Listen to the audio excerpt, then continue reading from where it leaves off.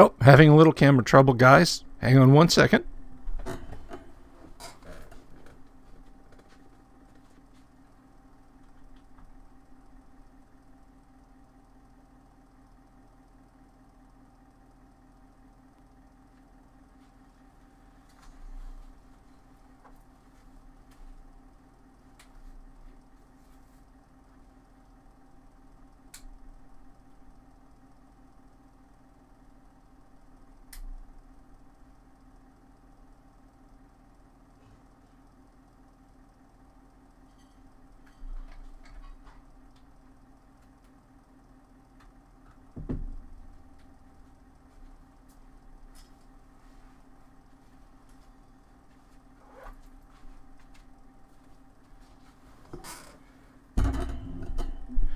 All right, are we working there? Yes, there I am in glorious drone Strico-vision.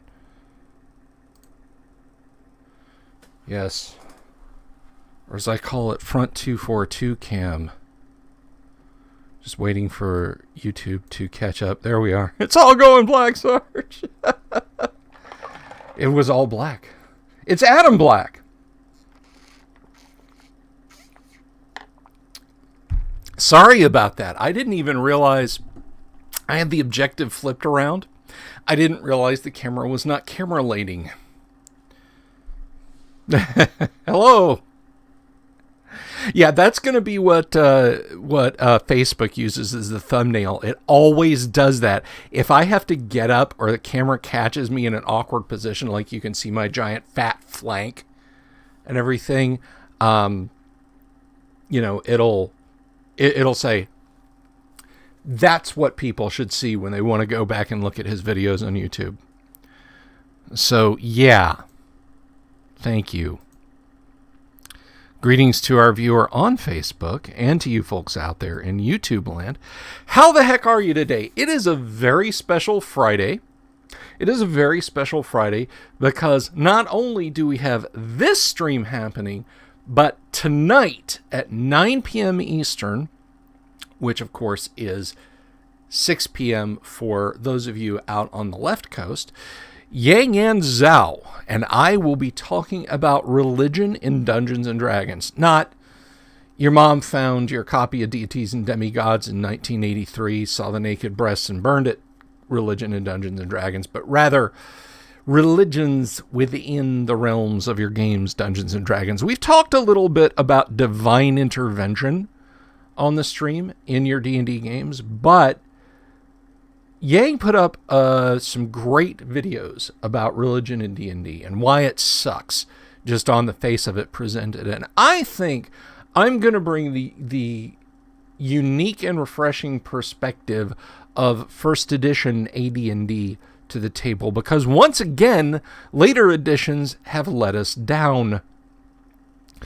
You see, first edition covers a lot of things. You know, people talk about, well, Specialty Priest didn't come along till second edition, and they've only gotten better, and so on. No.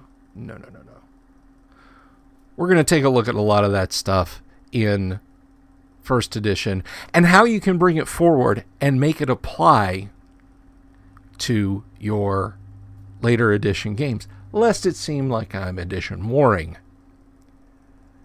But anyway, how are you guys today? How are things going for you all? I hope they're going well. I hope you're doing good. Because I am doing fantastic. I can't complain. I mean, I could complain, but who'd listen? And they'd just tell me, shut up, Bill! But anyway, too many windows open on this tiny little monitor. Let's just close that down. So yesterday we talked about the world of Greyhawk as an adventuring place. Now, that was certainly not the first time, and it certainly won't be the last time I talk about the world of Greyhawk on this live stream. It is a great adventuring locale. And greetings, Rich Denver. Thank you. One of the bards of Greyhawk, ladies and gentlemen. Rich Denver, bard of Greyhawk. Rich Lopez, actually, but...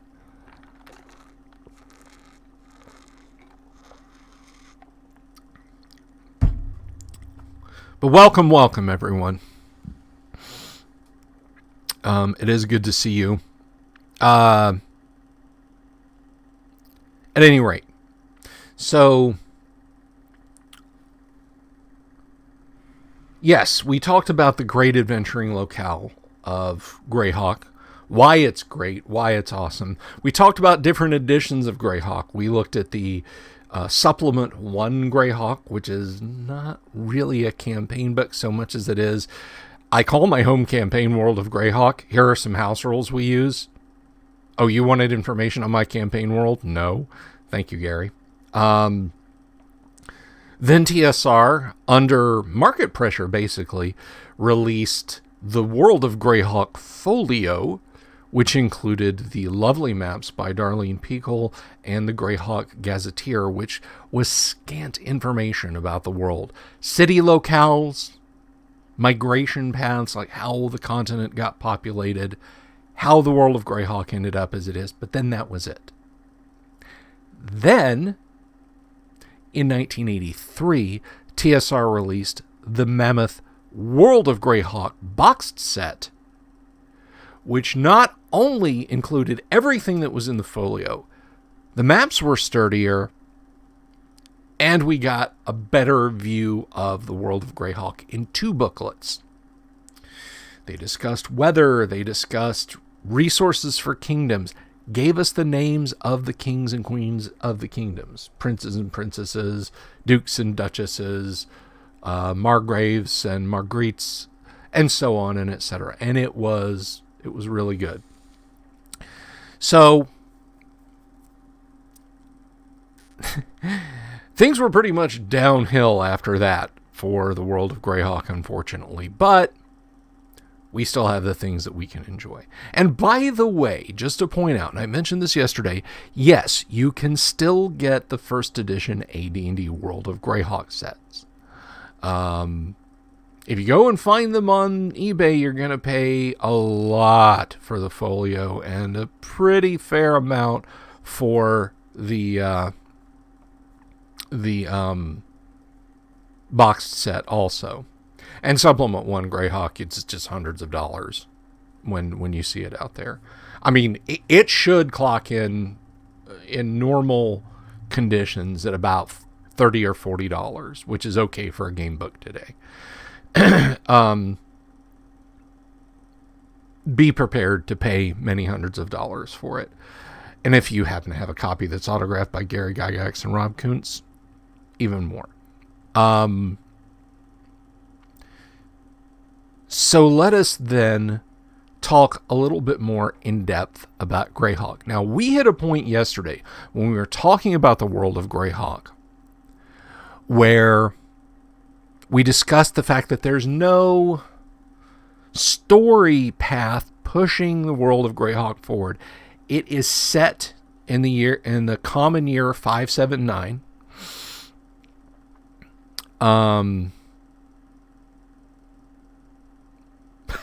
Chris says, I'm just glad TSR didn't publish any Greyhawk material after Gary left. I can't even imagine how bad it would have been. Yes, that would have been as bad as you know, a sequel to James Cameron's Aliens. Oh man, that would have sucked on ice. Or you know, if somebody had said, "Hey, let's make another trilogy of Star Wars movies after Return of the Jedi." Can you imagine what an awful world that would be and how terrible it would be to live in those worlds where Greyhawk without Gary was produced, or you know, Star Wars without Lucas, or you know, Jaws without Spielberg. It's just been terrible.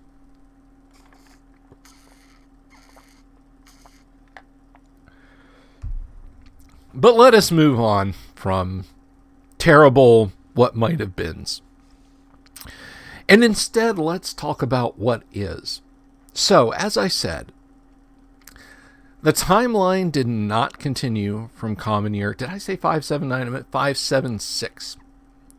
All of your campaigns, if you play in a strict Greyhawk setting, the giants, the Temple of Elemental Evil, those things all go awry,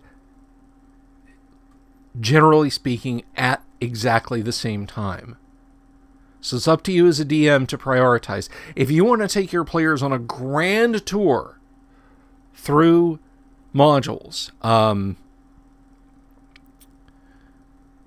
the machete order, as I guess people called it for a while, the machete order would be, in my opinion, Temple of Elemental Evil. No, let me stop. Village of Hamlet, T1. Then either N1, Cult of the Reptile God, or if your players got enough out of T1, run them through the A series. By the time they get through the A series, they'll be tough enough to tackle the Temple of Elemental Evil itself. At the end of Temple of Elemental Evil, you're going to want to run the next two modules I'm going to mention. Maybe throw White Plume Mountain in between the Slavers series, A1 through A4, and Temple of Elemental Evil. But after Temple of Elemental Evil, you want to run S4 and WG4. Now, as it was supposed to have been, the Village of Hamlet was to have been WG1. WG2, and indeed some early copies of Village of Hamlet still refer to the Temple of Elemental Evil as WG2 in the end. It says, yo, you can go play WG2. But WG2 was to be the next module along, which would have been Temple of Elemental Evil. WG3 was Lost Caverns of Sojkanth, and then so on and etc. But Gary wanted to create very Greyhawk lore specific modules. Why that went askew and we ended up with T1 and then T1 to 4 and then Sojkanth getting thrown into the S series is the tail end of the S series, but then picking up with the sequel to Sojkanth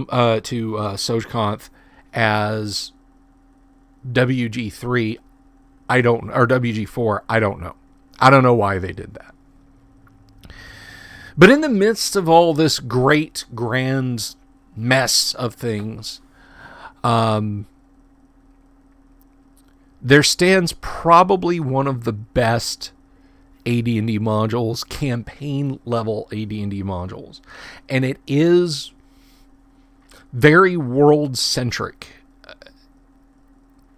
You know, I've known a lot of diehard Forgotten Realms fans who are absolutely intractable in their belief that rip everything, you know, Greyhawk is crap, Temple of Elemental Evil is going to be set in Forgotten Realms, Giant's going to be set in Forgotten Realms, Slaver's going to be set in we're going to fix your modules by sticking them in Forgotten Realms, some DMs. But whatever these bitter non-gamers decide to do with the modules is entirely up to them. They're set in the world of Greyhawk. S4, I maintain, is difficult to place in Forgotten Realms for reasons I'll get into in just a minute. But the first Lost Caverns of Sojkanth was actually titled The Lost Caverns of Sojkanth. And I'm gonna show you guys what the first TSR module looked like. And if you've seen this before, well, then you've seen it before and you know what it is. But behold, that is the hand-drawn, and I'm not sure who did that. Some people have said Gary actually drew that picture. I don't know. I would have to ask better brains than mine. But, sorry. That is the Lost Caverns of Sojkanth cover. and it's SojConf with an O at the end. Now, this was originally written for WinterCon 5, run by Metro Detroit Games. Gary wrote this for them. They asked him to write a module, and so he did this. It is very like the published module S4. There are pre-generated characters in it, and many of the encounters are like what you get in the actual published TSR module. But the TSR version is very much expanded on. The Greater and Lesser Caverns maps, as you know them from S4, if you're familiar with S4, are in the... whoops, fingers off screen. Are in this module. There's not a lot of descriptive text, and a lot of the unique monsters are gone. But this module was published in 1975, again by Metro Detroit Games. This particular iteration of Lost Caverns is many thousands of dollars if you find one. You know, if you go to a used bookstore, particularly in the Midwest, and you happen to stumble across one of these, congratulations, you've won the lottery. The only way it could be better is if you found a wood grain AD&D set just lying casually nearby. But Lost Caverns of SojConf is handmade, stapled in the corners. I have seen a PDF of it. I can't tell you where to find it. I won't tell you where to find it, and I won't mention it on the show. But if you go looking for a PDF of this, I suppose you might find it. I don't know. But what I saw looking at it, it is very sparse compared to what TSR published. You get an actual better playable project, but if you're a real scholar of this stuff, if you really want to do a one-to-one, what are the differences like, and someone has a legitimate copy and they'll let you look at it, do yourself a favor and take a look at this.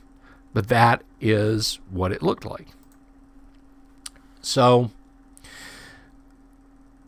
that was published in 1975. 7 years later, in 1982, Gary gave us S4 Lost Caverns of SojConf. The difference is a minor difference in spelling. Now, myself and Paul Stormberg put our heads together to figure out some of the names. Spoiler alert, the villain at the end of this module is a vampire, a tough one, named Drelsna. SojConf is... and I can't remember the language. I want to say it's Pashto. Maybe it was Urdu. But it translates loosely into red-hooked or red-fanged mouth. And honestly, I can't think anything more appropriate. So I think Gary probably knew that. He liked playing around with languages. Paul and I had a whole discussion on Facebook when I was still bothering to post there about Gary's... playing around with names. One of the magic items you can find, it's an artifact, is called Daoud's Wondrous Lanthorn. Daoud, the name is Arabic, and it means bearer of light, or friend bearing light. So, friend bearing light's lantern. That makes perfect sense. But the crux of S4, and we'll get into WG4 in a minute, is it has the party going looking for a treasure. Well, I mean, lots of modules do. Why does that make it so especially Greyhawk?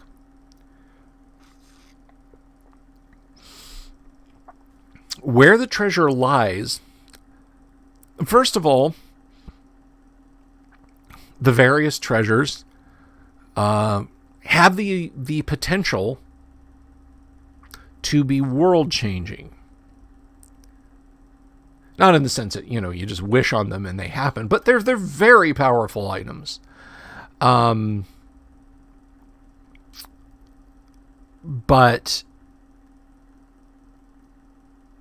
the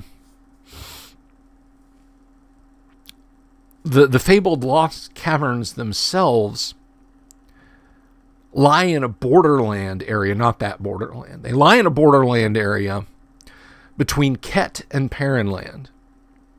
As your party searches the mountains for these, if they're independent treasure hunters and they run into patrols, and there's a chance on the wandering encounter table for the module that you'll run into Ketite or Perrinlander patrols, if they don't have license to be there by either kingdom, they're going to have to think on their feet. Those patrolling groups may well want to know what they're doing there. Like, why are you here? What's going on? So your players may be caught up in a bit of a political struggle between the two sides. If, for example, they tell a Kedite patrol, hey, yeah, we're looking for this, but we're going to let your leader in on it when we find it. Do they go full Yojimbo and set the sides against each other and then tell exactly the same thing to the Perrinlanders? Or will either group say, surrender all your notes and maps and information and then leave this land? That item is for our kingdom. We suffered centuries ago under Igwilv's horrible reign. So anything that she had buried out here, any treasures that she had, belong to us as Weregild. They belong to us. Hello, Landon Hughes. So the characters may well find themselves caught up in that political struggle. Now, the region map, and let me see if I can find this real quick for you guys. I should have had this ready. Let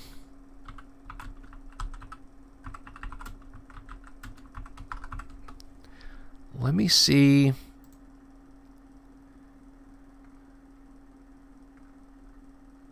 If I can find a good...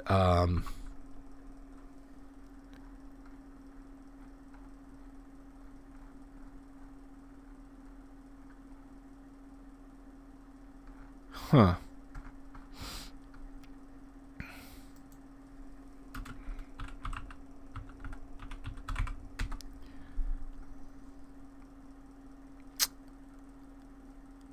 I am not finding the outdoor hex map, but if you look at that thing, it is a massive wilderness map, mountainous wilderness map.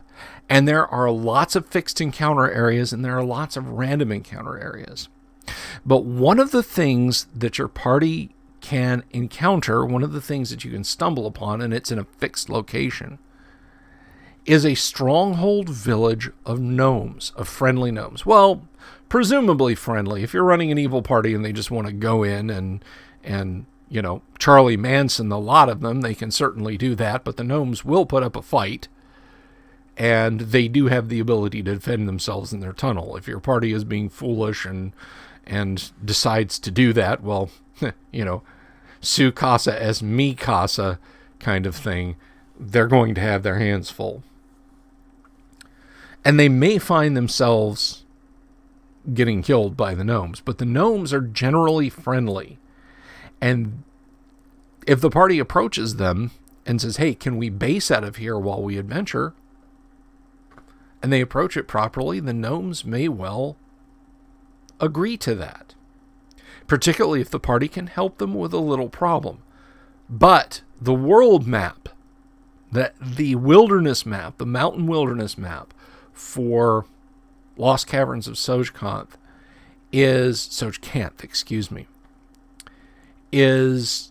extensive. And your characters could potentially spend months adventuring in those mountains before they find the Lost Caverns themselves. The Lost Caverns themselves are no joke in terms of adventuring. It's an exceptionally deadly module to those who go in without caution. So there's all of the encounters I mentioned before. There are dragons, there is a dragon, griffins, bandits, everything that you like to see in a D&D game, you'll encounter outside, notwithstanding what's in the dungeon. The dungeon itself is an amazing... It's only 2 levels, but I would put it in the realm of a mega dungeon because of all of the encounter areas. But they're put together in such a way that it never seems trite. It never seems like, oh, well, yeah, it's just a dungeon. 10 feet away is a room full of monsters. 10 feet down from that is a room full of monsters. It feels massive, even though it isn't that big in the overall. So once the party finds the locus of the second level, they have a real puzzle on their hands to solve. And even then, in getting past the puzzle, their Greyhawk knowledge, their knowledge of their own world, which you have to provide as the DM. Don't misunderstand that.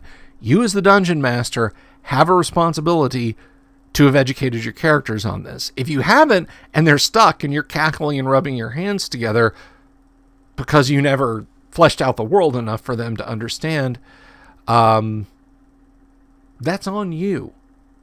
If they're upset at the end of the module because they couldn't crack the last little bit of info that might have, saved them, that's on you. You did a bad DMing job. Sorry. So make sure you know a little bit of Greyhawk lore. And I'll get to some Greyhawk lore in a few minutes that has to do more with S4. Because we got to talk about some other Greyhawk lore. Remember those gnomes that I mentioned? That is where we come into WG4, the first one with the World of Greyhawk code. Even though if you've played nothing but published modules to get up to the point where you can adventure in S4, then you've been playing in Greyhawk modules all along, odds are. But WG4 has the gnomes reluctantly and almost embarrassingly asking the players, look,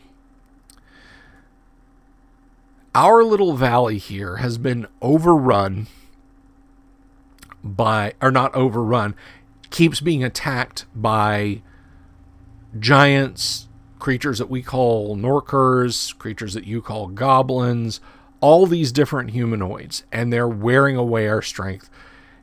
And we're just afraid one day we're not going to be able to hold them back.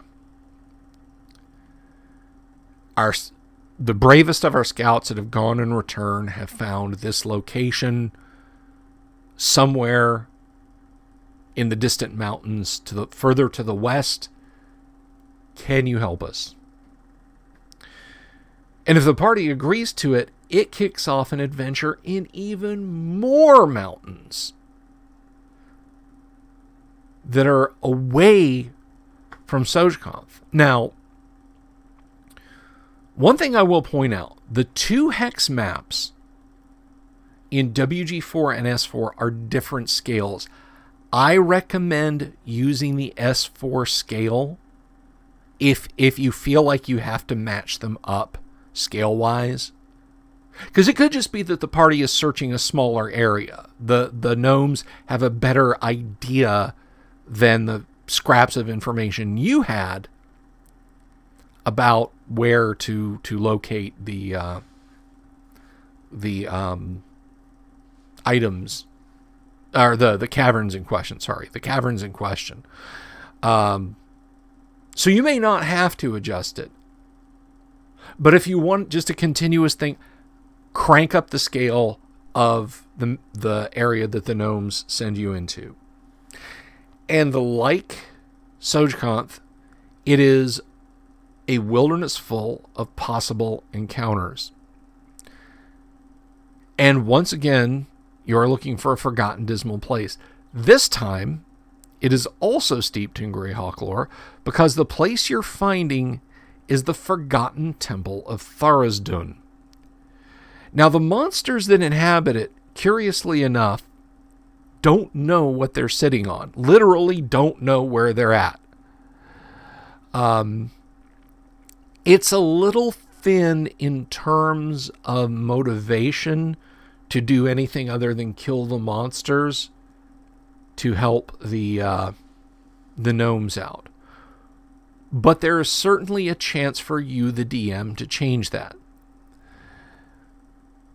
The final area of the Forgotten Temple of Tharizdun involves a very convoluted method to get into what is called the Black Cyst, which just the name alone should be Within the Black Cyst, floating unassisted in the middle of the room, in the middle of a room that is as cold as the vacuum of space, just about, is a lump of black needle rock. And the characters can faintly detect sort of a occasional faint purple light emanating from within. This is the material extrusion of Tharizdun, who is a god of elemental evil. And I don't mean elemental evil like earth, air, fire, water. I mean elemental in the sense of being stuff of the universe. I used to think the Forgotten Temple of Tharizdun, that Tharizdun was kind of the Cthulhu of the world of Greyhawk. He's not. He's the Azathoth of the world of Greyhawk. And his physical manifestation is trapped inside the needle rock. There's no way to break it open. There's no spell to break it open. But your party can go in there and find some weird and unusual magic items and poke around it and then leave. But Tharizdun is seriously bad news. If you look at the entry in Deities and Demigods, the unexpurgated Deities and Demigods, that mentions what Azathoth is capable of, just copy-paste that onto what Tharizdun is capable of. And if you don't have that, just Google Azathoth. Go look at the Call of Cthulhu entry for Azathoth. He's essentially a mindless, blind, idiot god sitting at the center of the universe. He's the size of a galaxy-sized supermassive black hole. Its hit points are... He's given hit points in the Deities and Demigods, but you can't get within light years of him without going insane. So forget rolling up on him and attacking him. And a little bit of his physical manifestation is extruded into the prime material plane in the Forgotten Temple of Tharizdun. If he's aware of your actions, the module doesn't say. If he's directing the actions of the evil creatures, that is, he drew them there with his evil dreams, it is not said. But I think a good DM will take that bit of information given to you in Forgotten Temple of Tharizdun and go, okay, we need to examine this very carefully and then maybe seal this place off. That is to your players.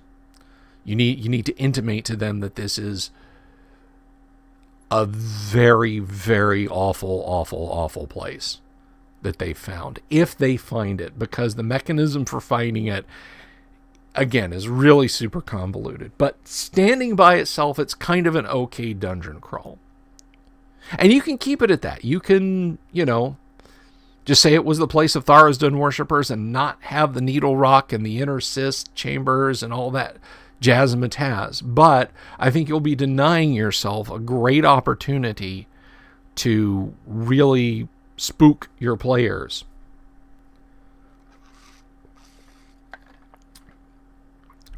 Now, jumping back over to S4. If you're not familiar, I don't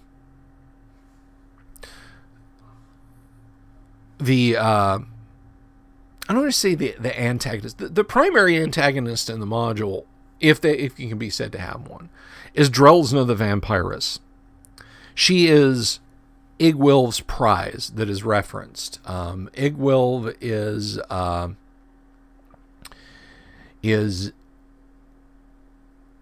or was or is, depending on your point of view. This is where we get into the Greyhawk lore. This is what makes S4, in my opinion, really cool. Gary was rather fond of the dancing hut of the Baba Yaga in general. Mercurial would be the best way to describe what she is like. But she had 2 daughters.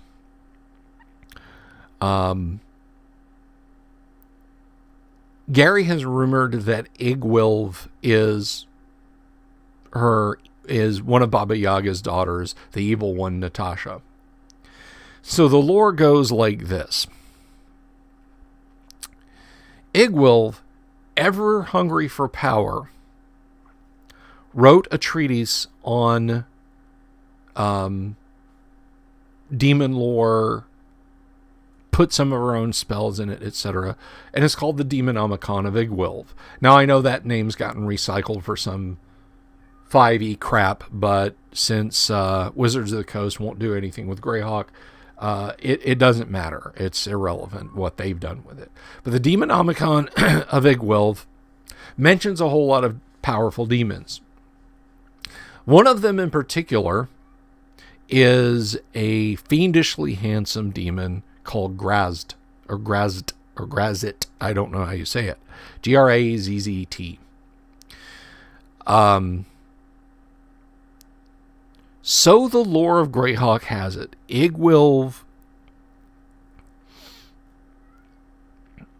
summoned or gated Grazd in, basically compelled Grazd to come to the prime material plane and held him prisoner on the prime material plane.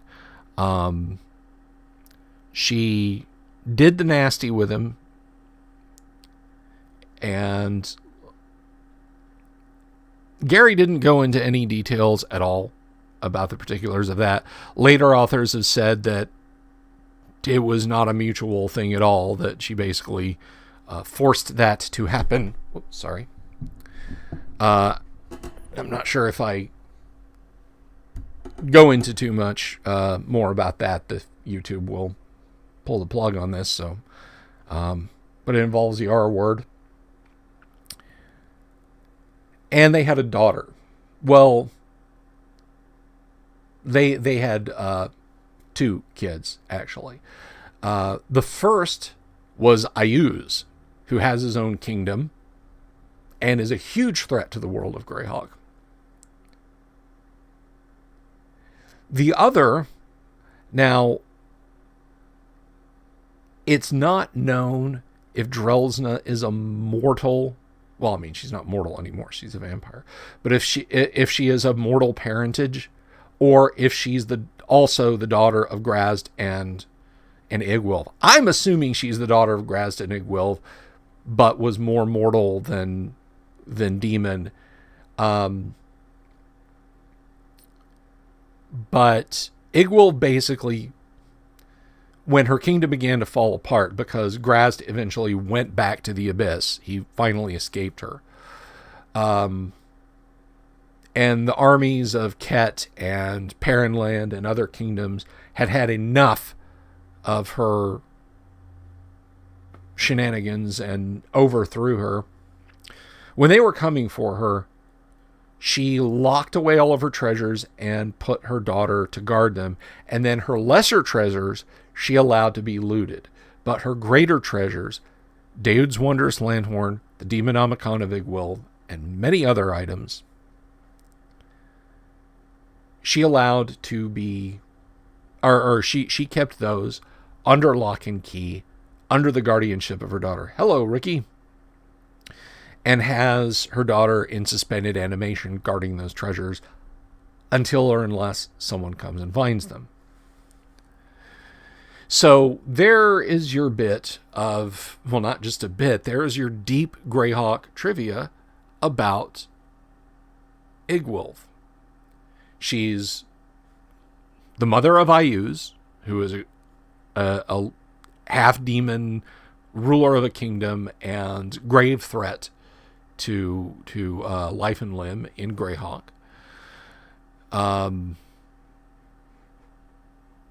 She ruled a kingdom with an iron fist, acquired a lot of treasure, most of which was carried off, but she's put her daughter guarding the rest. Now, it's up to you as the DM to decide whether Drelsna became a vampire willingly, unwillingly, that is, she was a normal mortal and her mother let her be turned into a vampire, bit, drained, forced to drink vampire blood. Or whether her state is due to the fact that her father is a demon. Just, here's your baby. It's a vampire. Dad was, Dad was a demon, so baby's a vampire. I leave that up to you as a DM to decide whether or not you want that to be the case in your game. But the point remains, put together the quests of finding the Lost Caverns of Sojkanth, and then the Forgotten Temple of Tharizdun, all the exploring over the mountains, all the lore that's involved in both of those places, and the magic items. Those two put together, I've said this before, and I mean this, they could have put S4 and WG4 into a box set and said, here's a World of Greyhawk adventuring set, a campaign set for World of Greyhawk. I personally think they could have and should have done that. It would have made an even more awesome set of products that much more awesome. Or an awesome set of projects that much more awesome. You know what I'm saying.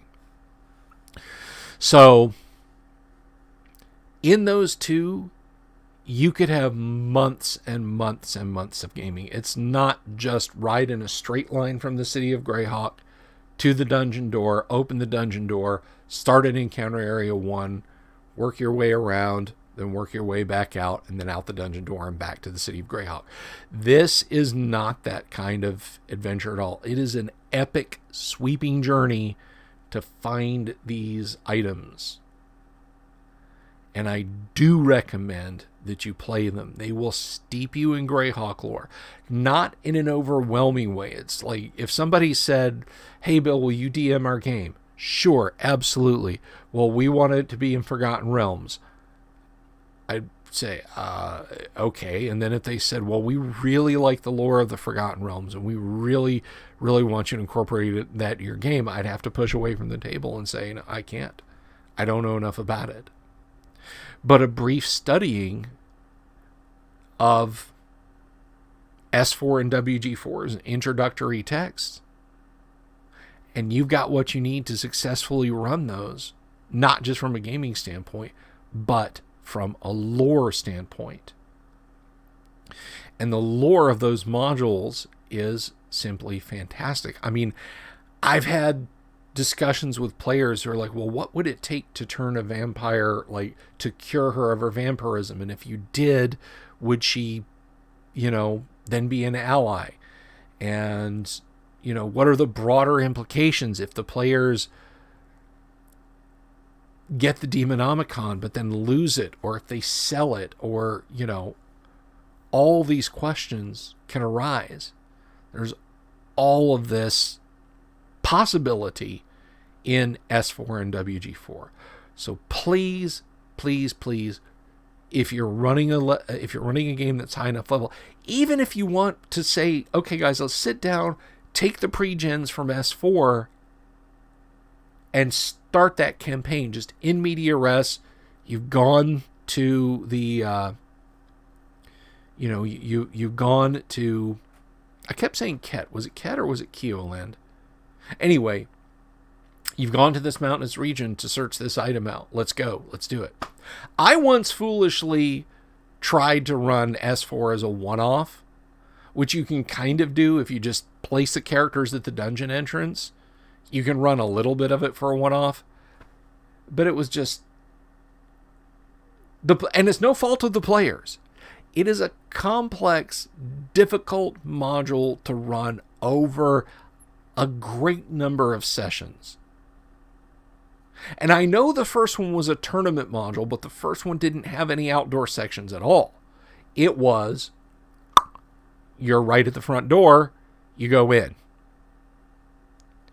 And the measure was not finishing the thing. The measure was how far did you get in the lesser caverns. Well, after the first round, the people who scored the highest from each group were brought together as a single group to enter the greater caverns, which is where, as the name implies, you come to the penultimate and ultimate conclusions of the module. So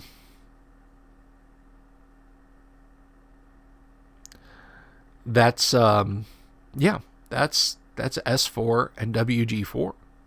So do you guys have any questions about them?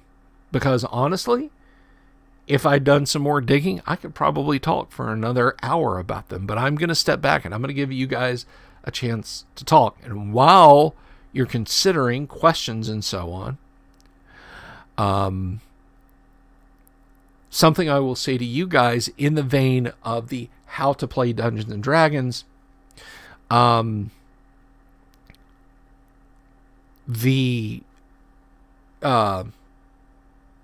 modules are a masterclass in DM prep. I've run S4, like I said, an abortive attempt to run it once, and I've run it again in its entirety. The second time was very rocky.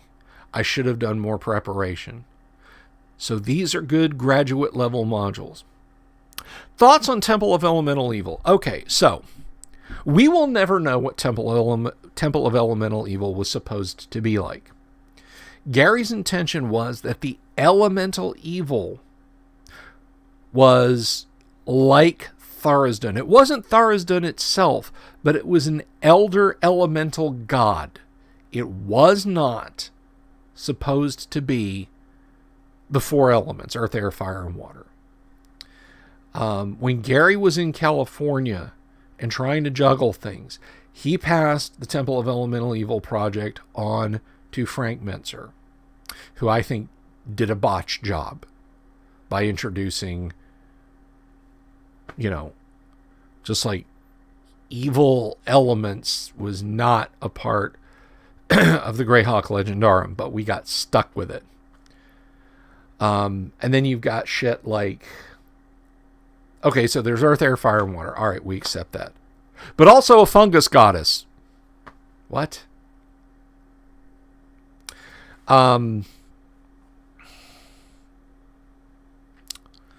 So my thoughts on... It's serviceable to the point where you get down to those ridiculous elemental nodes. I would just cut those out completely. And I would just have those as simple gateways to the elemental planes.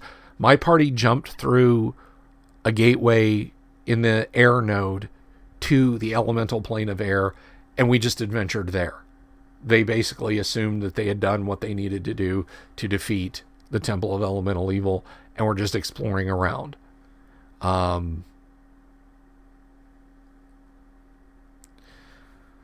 mean,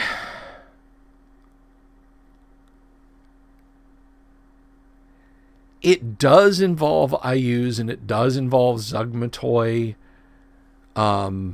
And the temple itself was defeated. I mean, that's a very important piece of Greyhawk lore. The Battle of Emerald Meadows, when the temple first rose up, a decade before campaigns nominally kick off, there was a great battle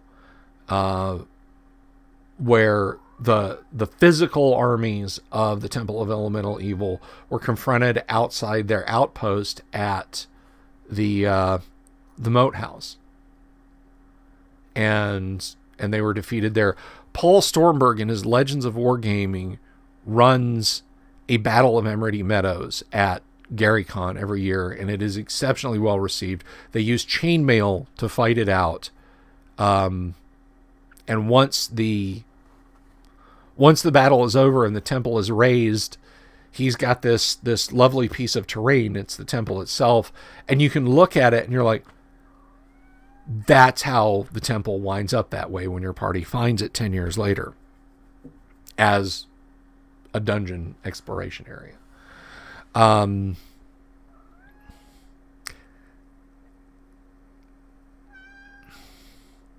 As you read it, and do read it, Ricky, read it front to back. Treat it like a favorite book and read it front to back multiple times. But as you read it, understand that anything you come across that's really good is Gary's doing, and anything that you come across that is really like, that's a little discordant with everything else, and that seems kind of silly, or that feels very added on at the last minute and doesn't seem to work, is because of Frank Mentzer. So if it's in TOEE T1 to 4 and it's good, which would be all of the T1 part and some of the upper parts of the cathedral, it's because of Gary. The bad things are because of Frank. Because it was never supposed to be evil elements. It was supposed to be elementally evil. An elder elemental god, not a god of earth, air, fire, or water.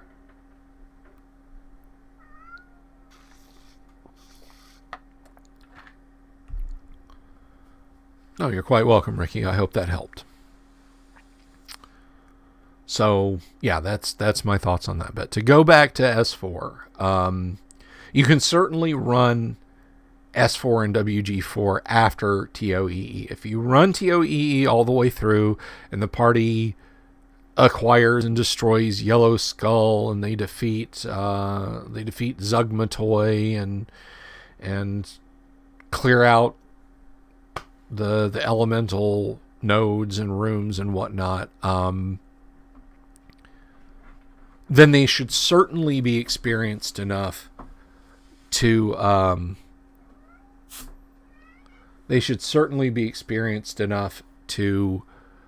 take on S4. And indeed, if you have a higher level party but you want to run S4, there are tweaks. There are definitely tweaks that I would recommend doing. I would give Drelsna an Amulet versus Turning. And I would also give her, like, a ring that has permanent thought shield on it or something. So the party, if you've got a 9th or 10th level cleric in your party, as I do, they don't enter the final chamber when they finally are able to.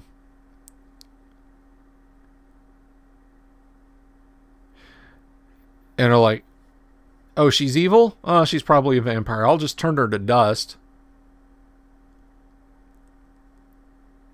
So have her protected like that. Starting at level 0. Okay. Then T1 to 4 is a fine place for starting new characters. Well, T1 Village of Hamlet is a fine place for starting new characters. But that is where we will go ahead and wrap up today. I hope you guys found that very insightful about the little bit of lore and how essential to Greyhawk. They don't change a timeline except for you, the DM. There was never a published article or item from TSR that said, we're going to assume that the following happened, and if it didn't, you'll just have to make it have happened. And here are these important NPCs that are going to tell your characters, and you'll have to bring your characters up to a speed and assume that they did this, this, and this. But they are very Greyhawk lore and Greyhawk centric and can be focuses and driving points for your campaign. And I recommend you give them their due. So with that said, thank you to everyone. Thanks as always to Bards of Greyhawk for providing great music to the channel. I'm hoping next week to have an actual channel trailer with Summer Mountains on it for you guys to listen to. So we'll go ahead and break there tonight, and I'm going to put the link up in a little while, but tonight myself and Yang Yan Zhao will be talking about religion in D&D and how to make it better, how to make your clerics better, how to make your God worshiping better. So stop back on by for that. That's 9 o'clock this evening. So for those of you who don't have any Friday plans, you can put your feet up and listen to us talk. And those of you that do, well, it'll be on the internet forever. So have an absolutely wonderful day, guys. I'll see you again this evening. Be well. Take care. Peace.